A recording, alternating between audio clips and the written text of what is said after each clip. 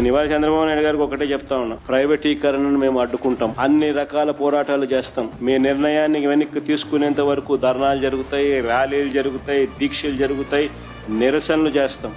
నేను కూడా అక్కడక్కడ పార్టిసిపేట్ కూడా చేస్తాను. అన్ని రకాలుగా దీన్ని అడ్డుకునే కార్యక్రమం, అడ్డుకునే ప్రయత్నం జరుగుతుంది. నేను ఒక్కనే కాదు, నేను రాష్ట్ర వ్యాప్తంగా రాష్ట్ర శ్రేయస్సు కోరే ప్రతి ఒక్కరికి కూడా పిలుపునిస్తా ఉన్నా, ప్రతి పార్టీకి కూడా పిలుపునిస్తా ఉన్నా. అందరూ కలిసి రండి అని కూడా అడుగు. ఇది రాష్ట్రానికి సంబంధించిన ఆస్తులు.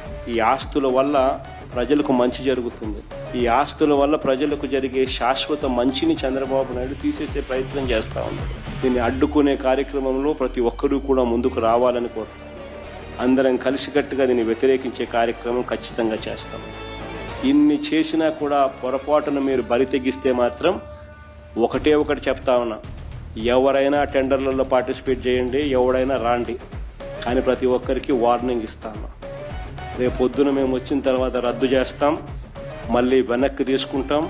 ఇది మాత్రం ఖచ్చితంగా అందరూ గుర్తుపెట్టుకోండి.